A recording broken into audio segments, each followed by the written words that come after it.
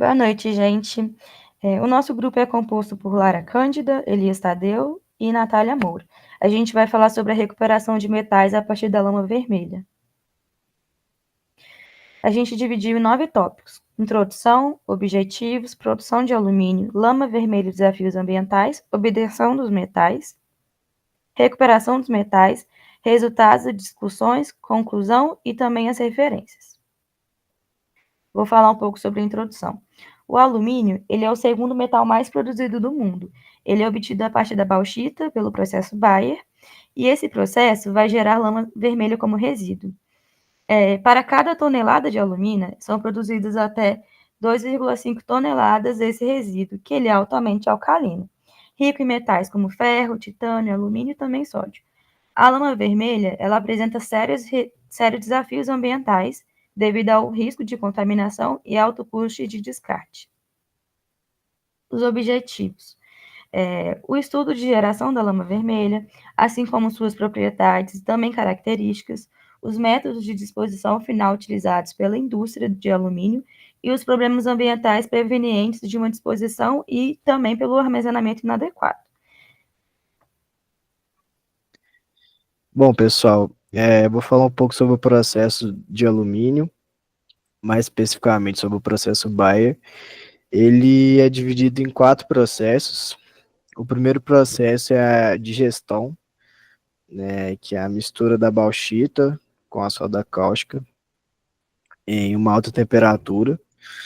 O segundo processo é a clarificação, que ele é basicamente a separação da lama vermelha, que é o resíduo gerado da lama. O terceiro processo é a precipitação, que é a recuperação do hidróxido de alumínio. E o quarto e último processo, que é a calcinação, que é basicamente a transformação de alumínio em pó para a produção do alumínio metálico. Falando um pouco mais sobre a lama vermelha e seus desafios ambientais, a lama vermelha, né, como já citado, ela é um subproduto tóxico, né, da produção do alumínio, mais especificamente do processo Bayer, que eu falei. Ela possui um alto pH, com altas concentrações de metais pesados e outros contaminantes. Bom, falando um pouco mais sobre os métodos, né, de disposição e reutilização,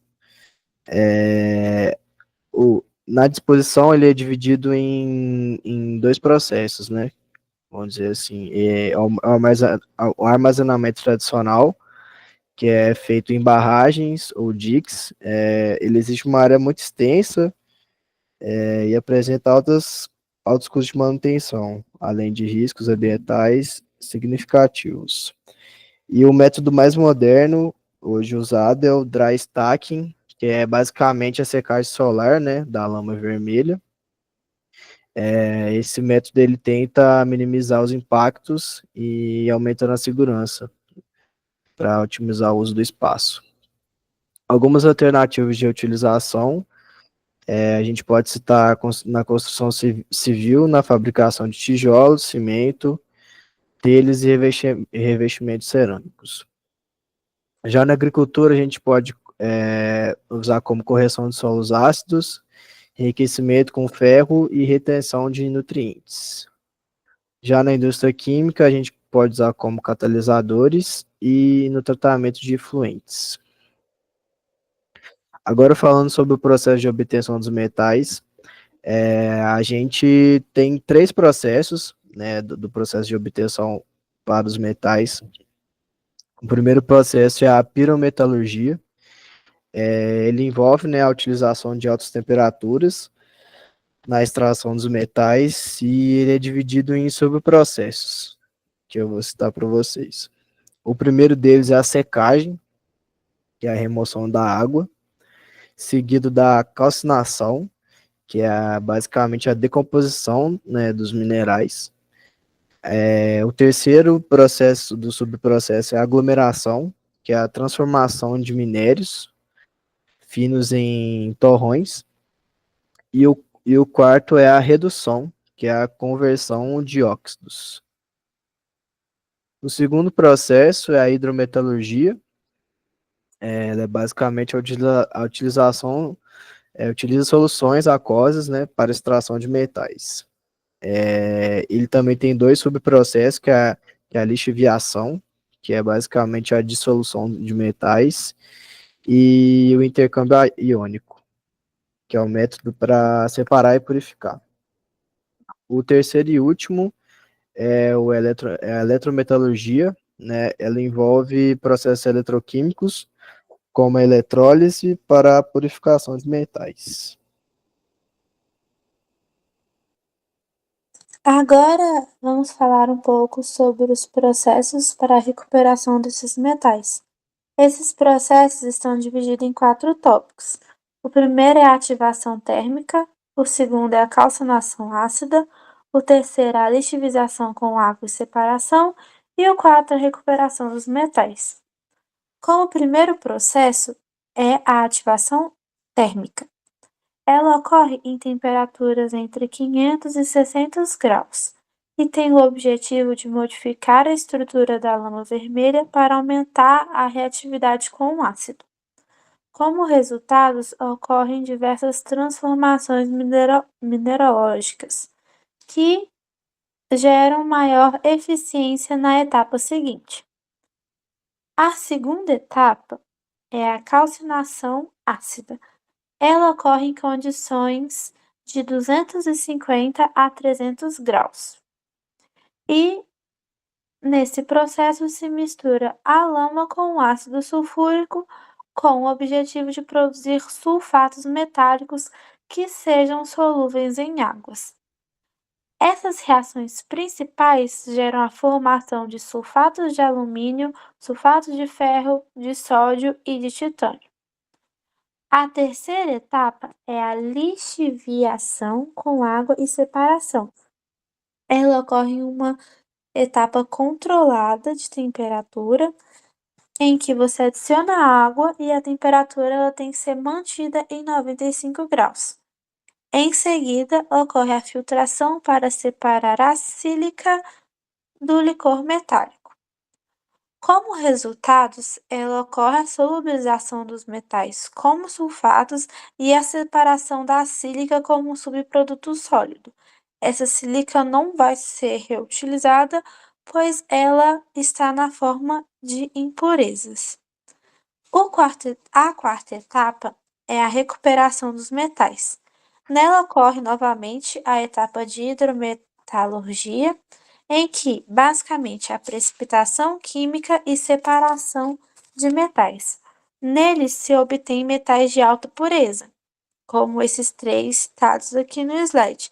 E os produtos finais, eles podem ser recomercializados por conta dessa alta pureza deles. Passando agora para os resultados e discussões do nosso trabalho. A primeira etapa é a eficácia dos processos. O processo de ativação térmica aumenta significativamente a reatividade da lama. Isso melhora a eficiência do ataque ácido em até 90%.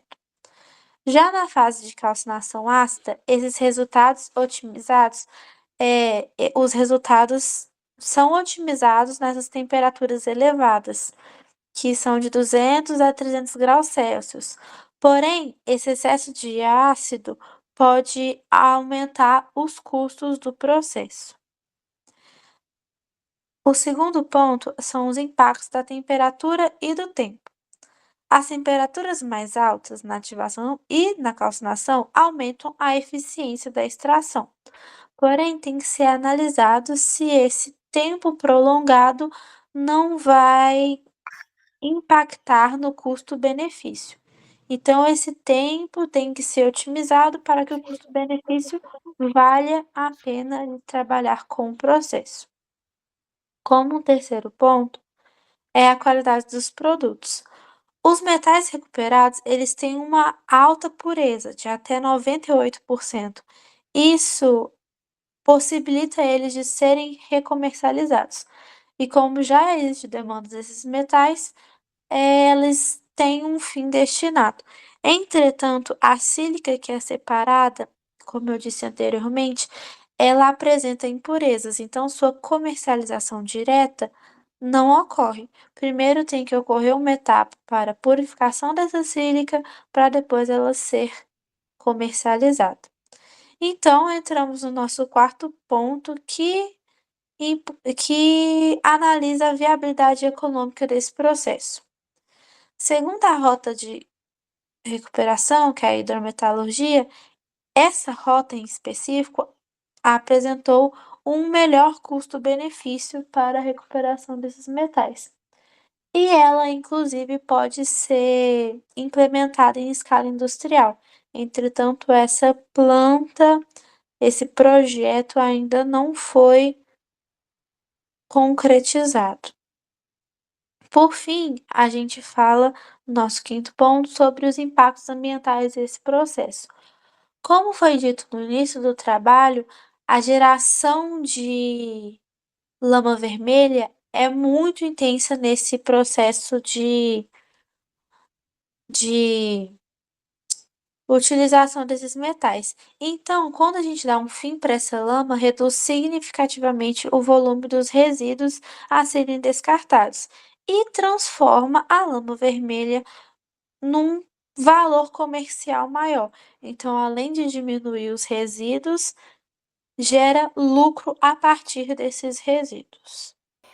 Como conclusão, a tese obteve sucesso ao desenvolver um processo para tratar a lama vermelha de forma técnica e econômica, dividindo em 4 etapas, que é a ativação térmica, a calcinação ácida, a lixiviação e separação de metais, como alumínio, ferro, titânio.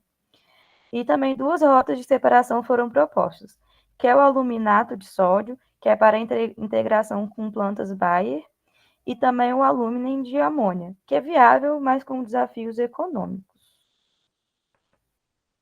Aqui estão todas as nossas referências. E é isso, obrigada.